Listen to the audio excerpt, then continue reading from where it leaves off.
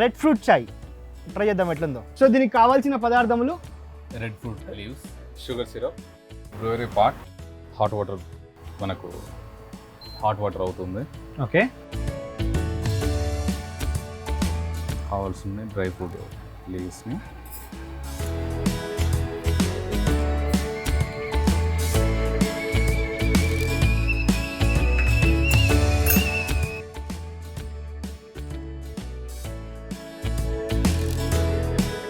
Hot water.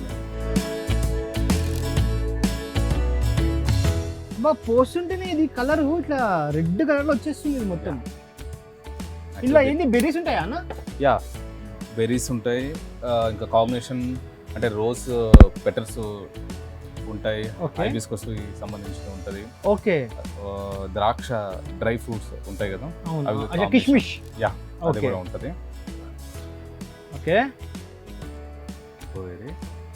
Timer on. Okay, so అంతసేపు ఇప్పుడు మళ్ళీ దీన్ని సేమ్ బ్రూవింగ్ చేయాలి. సేమ్ బ్రూవింగ్ ఉంటుంది. బా నువ్వు కలుపుతుంటే కలర్ ఎట్లా మారుతుంది కదా అసలు. మన టేస్ట్ అనేది డిపెండ్స్ ఆన్ ఈ టైమింగ్ మీద డిపెండ్ అయి ఉంటుంది. ఇది యాక్చువల్లీ డయాబెటీస్కి చాలా మంచిది. విటమిన్ సి చాలా ఎక్కువ ఉంటుంది దీంట్లో. ఓకే, చాలా మంచిది. అదే హెల్త్ వైజ్ చెప్పాను కదా, ఒక్కొక్కటి ఒక్కో బెనిఫిట్స్ ఉంటాయి. ఇది కోల్డ్ బ్రూయింగ్ కూడా ఉంటుంది. ఓకే, దీన్ని చల్లనీళ్ళలో కూడా మనం చేసుకోవచ్చు. With cold. ఇప్పుడు సమ్మర్లో వచ్చిండ్రు వాళ్ళకి ఇదే ఫ్లేవర్ని మనం కోల్డ్ చేసేస్తాం, కోల్డ్గా ఇస్తాం. ఓకే, అప్పుడు టేస్ట్ మారేయచ్చా? No changes. మా చెప్పాను కదా, మా బ్రూయింగ్ ప్రకారంగా దాన్ని చేస్తాం మేము. No changes. ఓకే, నీ టెక్నిక్ ప్రకారం నువ్వు చేసుకుంటావు. ఇలాంటిది ఒకటి పెట్టుకుంటావు.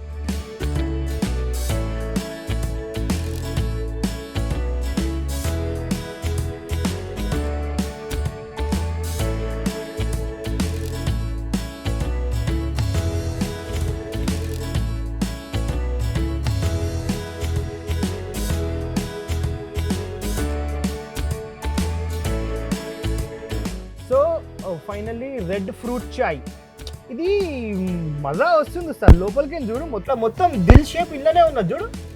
అంటే అది కప్పు అట్లా కుదిరిచ్చిరేమో వీళ్ళు.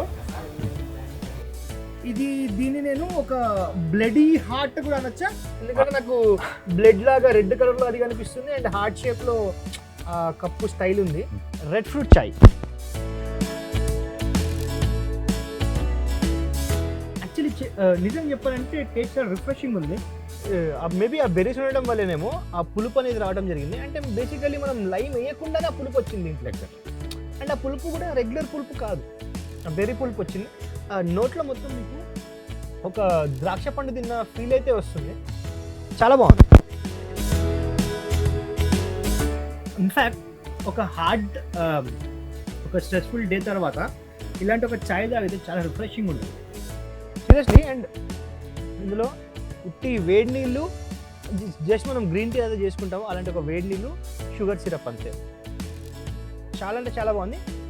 ఇంటికా ట్రై చేద్దాం అనుకున్నారు, వీడికే రావాలి. ఎందుకంటే ఆ బ్రూవింగ్ ఒక టెక్నిక్ ఉంది. అది ఆ టైమర్ ఎంతసేపు పెట్టాలనో అది అయినా అడిగి తెలుసుకున్నాం. టైమర్ టెక్నిక్ ఏంటి బ్రూవింగ్ కోసం? ఏదైనా అంట కదా, ఇప్పుడు టైమింగ్ అంటే ఫుడ్ కుకింగ్ కావచ్చు, ఏమైనా చెఫ్ని తీసుకున్నా కూడా అందరు చేస్తారు. బట్ టైమింగ్ అనేది చాలా ఇంపార్టెంట్ యాక్చువల్లీ. టైమింగ్, ఆ టైమింగ్ బట్టి టేస్ట్ మారుతూ ఉంటుంది బేసిక్గా.